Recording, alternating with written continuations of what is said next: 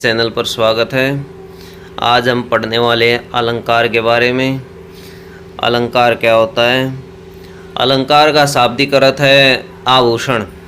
जिस प्रकार स्वर्ण अथवा सोने के आभूषण पहनने से शरीर की शोभा बढ़ती है, उसी प्रकार काव्य अलंकारों से कविता की शोभा बढ़ती है।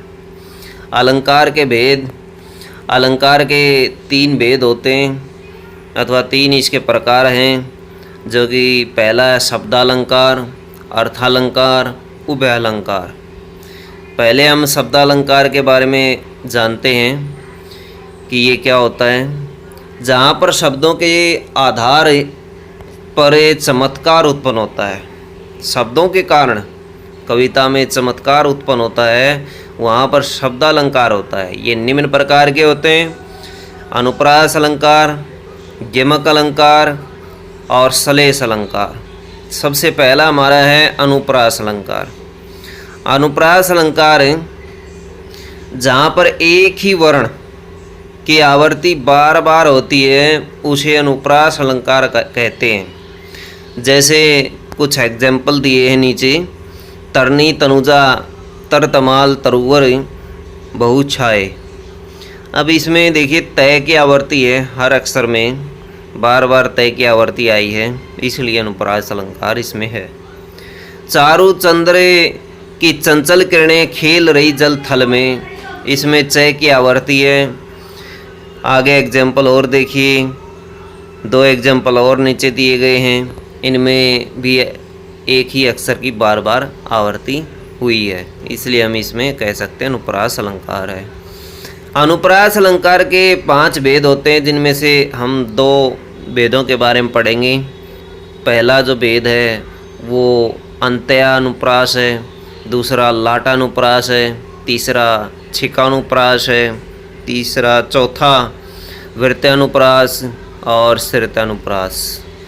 पहला अंत्यानुप्रास के बारे में पढ़ेंगे, जहाँ पर पद के अंत में एक ही वर्ण और स्वर की आवृत्ति होती है। देखिए इसमें आवृत्ति तो होती है, लेकिन पद के बिल्कुल लास्ट में आवृत्ति होगी एक ही अक्षर की। जय हनुमान ज्ञान गुण सागर, जय कपीस्ति हूँ लोक उजागर। इसमें देखिए र अक्षर की दोनों लाइनों में आवृत्ति हुई है और ये बिल्कुल लास्ट में हुई है, इसलिए हम कह सकते हैं इसमें अंत्यानुप्रास है। रघुपति राघव राजा राम, पतित के पावन सीताराम। इसमें देखिए मैं की बार बार ध्वनि हुई है और लास्ट में आकर के ध्वनि उत्पन्न होती है, इसलिए हम कह सकते हैं इसमें भी अंत्यानुप्रास है। लाटानुप्रास, लाटानुप्रास जहाँ पर पद में समानार्थी शब्दों की आवृत्ति हो परंतु इनमें कुछ अंतर हो, तो वहाँ लाटानुप्रास होता है। जैसे पूत कपूत तो क्यों धन संचय, पूत स्पूत तो क्यों धन संचय। अब देखिए इसमें लाटानुप्रास है, पूत कपूत समानार्थी शब्दों की आवृत्ति हुई है, मिलते जुलती ध्वनि है। पूत कपूत अक्षर समान नहीं है, लेकिन आवृत्ति भी नहीं है, लेकिन लय की आवृत्ति है पूत कपूत और धन संचय। यमक अलंकार जहाँ पर एक शब्द 2 या 2 से अधिक बार आए और उसका अर्थ हर बार अलग निकले, तो वहाँ पर यमक अलंकार होता है। जैसे काली घटा का घमंड घटा। अब यहाँ देखिए शुरुआत में काली घटा का मतलब होता है बादल, और बाद में जो घटा शब्द आया उसका मतलब है कम होना। तो एक ही शब्द है लेकिन इसके अर्थ अलग अलग हैं। 3 बेर खाती थी और 3 बेर खाती है। पहले 3 बेर का मतलब है समय, और लास्ट में जो 3 बेर आए हैं उनका मतलब है फल। अक्षर एक ही है, शब्द एक है, लेकिन उसका अर्थ अलग अलग है। सजना है मुझे सजना के लिए, इसमें देखिए सजना, सजना का मतलब तैयार होना है, और सजना इसका मतलब है पति। दोनों का अर्थ अलग अलग है। तो आइए आगे हम श्लेष अलंकार के बारे में पढ़ते हैं। जहाँ पर एक शब्द के कई अर्थ हों वहाँ श्लेष अलंकार होता है। एक शब्द बार बार आता है और जहाँ पर एक शब्द के कई अर्थ निकलते हैं, शब्द एक ही आता है बार बार, लेकिन अर्थ उसका अर्थ हर बार अलग निकलता है। जैसे रहीमन पानी रखिए बिन पानी सब सून, पानी गए न उबरे मोती मानुष चून। देखिए पानी शब्द का बार बार प्रयोग किया है। ऊपर रहीमन पानी रखिए और फिर बिन पानी सब सून, पानी के बगैर सब सूना हो जाएगा।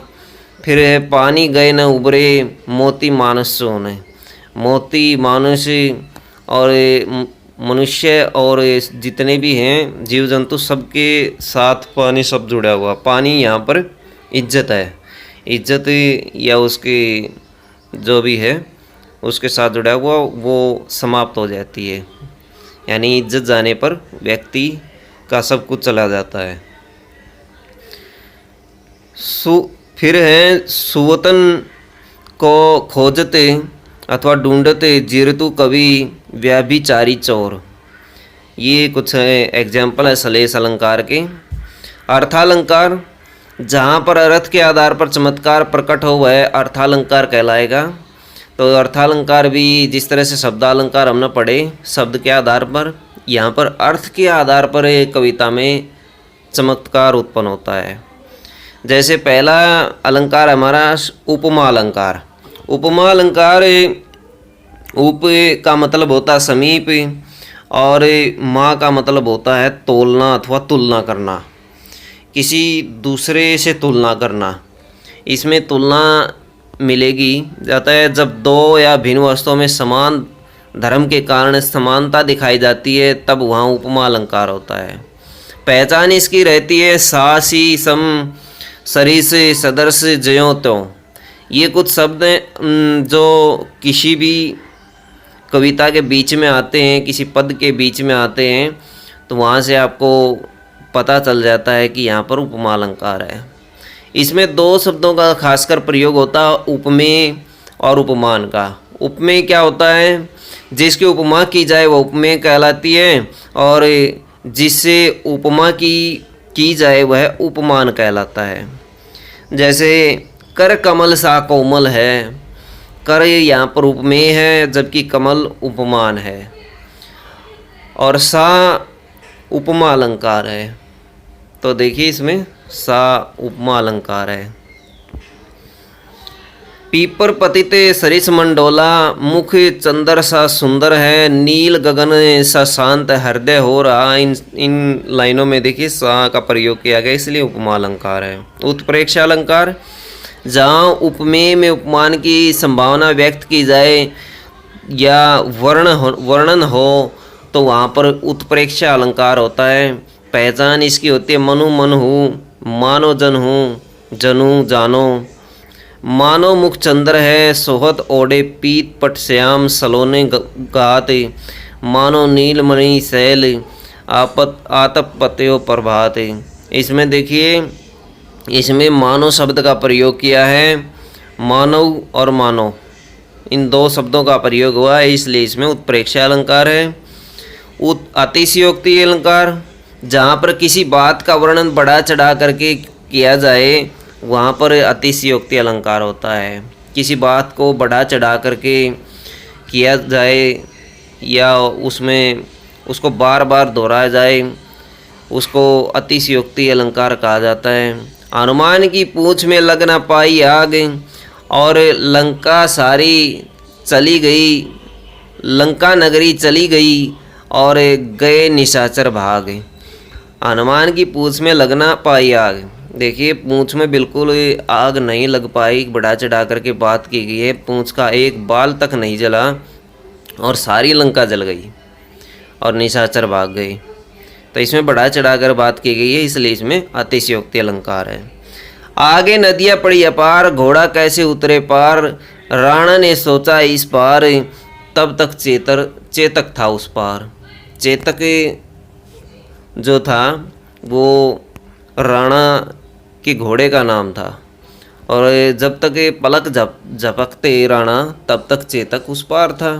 पलक झपकने से पहले उस पार हो गया, यानी चेतक के बारे में बार बार उसकी अच्छी बढ़ा चढ़ा करके उसके बारे में बताया गया है, बढ़ा चढ़ा करके उसकी तारीफ की गई है कि इतना चतुर और चपल था चेतक, जिसकी वजह से इसमें अतिशयोक्ति अलंकार है।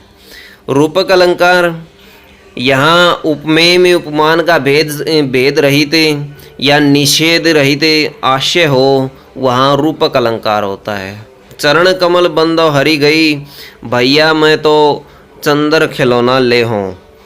बीती बिसावरी सागरी, अंबर पन घट में डूबो, रही तास घट उषा नागरी। जहाँ पर उपमान में उपमेय में उपमान का भेद रहित या निषेध रहित आशय हो, उसे रूपक अलंकार कहते हैं। तो इनमें रूपक अलंकार है। विभावना अलंकार, जहाँ कारण के बिना ही कार्य को किया जाता है, वहाँ पर विभावना अलंकार होता है। किसी कारण के बगैर कार्य किया जाता है। जैसे बिनु पगे चले सुनई, बिनु काना, बिनु पग चले बगैर पग चलता है, और बिन काना सुने, बिन काना बगैर कान के भी सुन लेता है।